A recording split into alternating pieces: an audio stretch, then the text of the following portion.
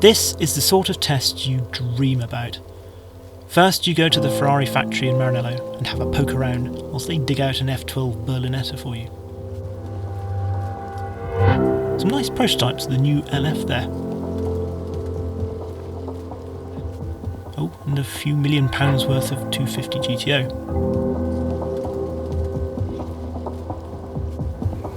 Finally, F12 located, we roll out of the famous factory gates and head south.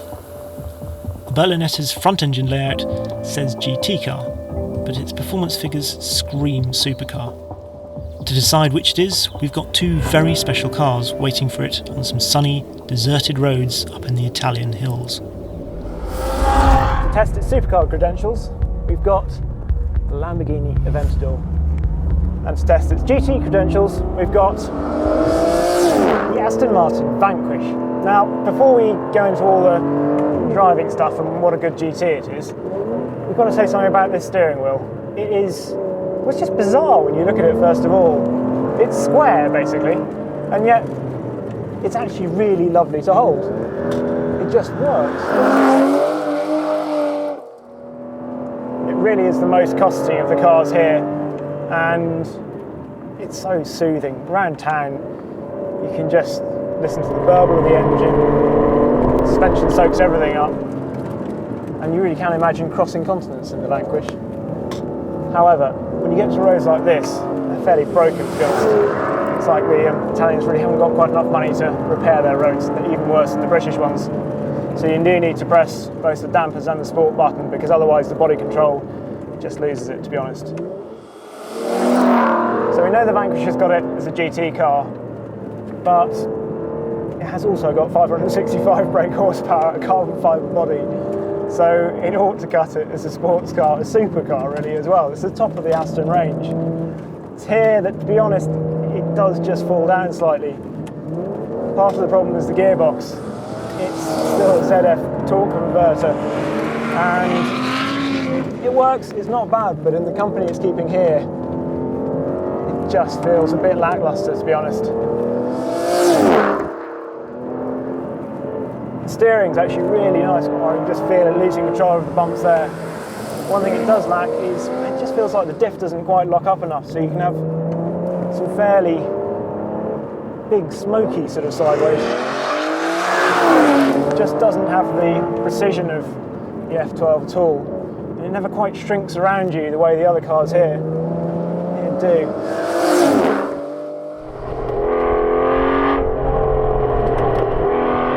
Certainly sounds every bit as good as the other two cars here though. That V12 is absolutely epic.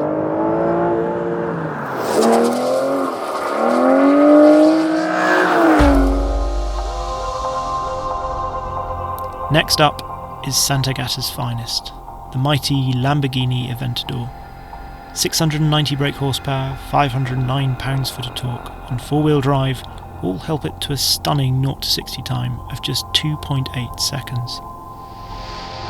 The first thing to say about this car, rather the same way we talked about the square steering wheel in the Aston Martin, is whoever specced matte black paint with orange calipers, thank you. It looks just sensational. The second thing to say about this particular Aventador is that it's on winter tyres. You get a certain amount of squirm as a result. You shouldn't drive an Aventador like this, but it's just amazing. The weight transfer in it is very scary, to be honest, the first time it happens, because it's got a lot of momentum, that big V12 behind me. But for some reason, it just works. This is a proper big boy supercar. The settings, the only ones you need to worry about, put the gearbox in sport, turn it to manual, and then turn the ESC off. Otherwise it just grabs way too much, possibly because of the winter tyres. But those are the settings we've all decided this car works best in. Sitting in this car is just pure theatre. It's exactly the same as it is to look at. You sit low, you've got a real pillar box windscreen to look out of. These A-pillars are massively annoying when I was driving home last night, because you can't see around them. You keep sort of looking one side then the other. But it feels so special. The gearbox gearbox now feels like it really works. This single clutch gearbox, yeah, it's probably not quite as swift as the Ferrari's double clutch, but the changes, there's a lovely flare of revs on the downshift, if you see what I mean. Strangely, this car actually gives you more confidence than either of the front engine cars when you first jump into it. The steering's heavier and you really feel like you can point the nose where you want it. But then as you up the game, that momentum gets going and it feels like a proper scary experience. In sport, we've got most of the power going to the rear wheels, and I mean really most of the power. And the traction it gets is still astounding. On these winter tyres, you get it moving around between the corners. It's definitely between the Aventador and the F12 as to which is faster across the ground. Although this is actually giving away power to the F12, I think the four-wheel drive, sheer traction of it, means that it would certainly be as quick as the F12 across the ground. One thing strangely, although this has got big carbon discs, just like the other two cars, you do get some brake fade in this. Whether it's because you're working it harder because you get more confidence too, I don't know. But the pedal does go a little bit long after a good strop.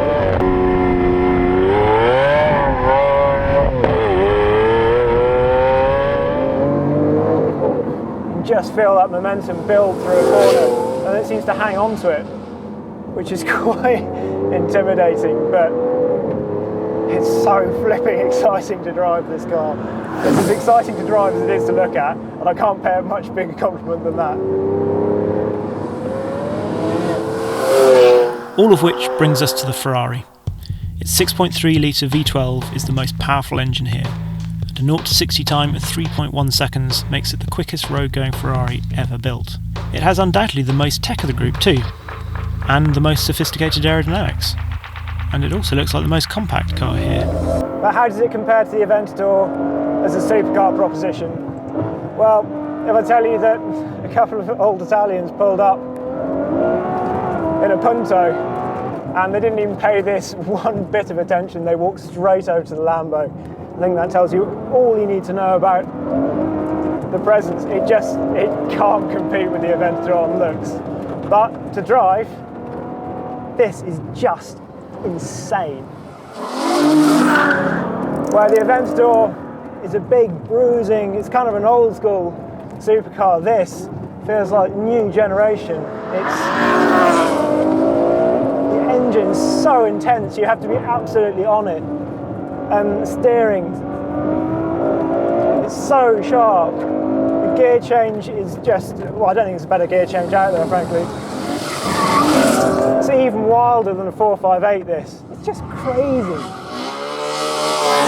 We've had some wet weather here over the last couple of days.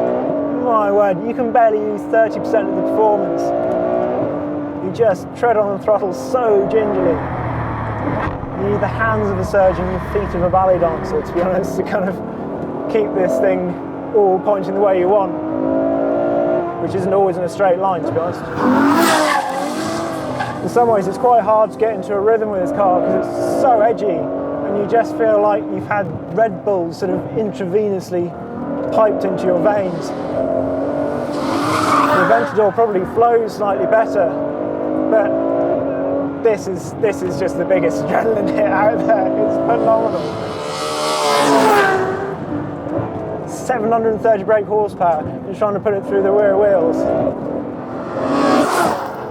So how does the F12 stack up as a GT car? Well, put in auto for a moment, sacrilege I know, and cruise along.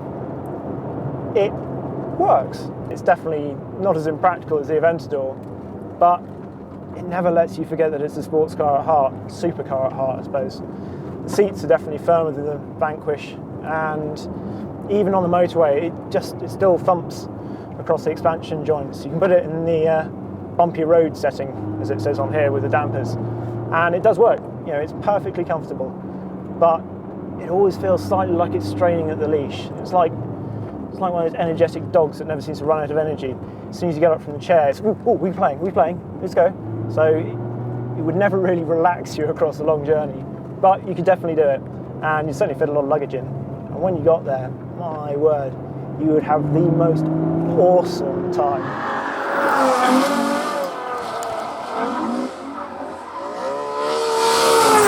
The F12, well, it's not as good a GT as the Vanquish, and no, it hasn't got the theatre of the Aventador, but for a front-engine supercar, this thing is just incredible.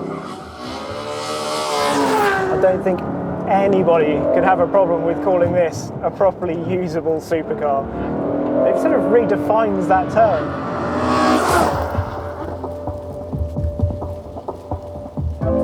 It really was as magical a test as we had hoped and dreamed it would be. One that we'll talk about for years to come. These are 3 astonishing, spine-tingling, occasionally flaming V12 supercars. They make you want to keep driving until the light or the road runs out.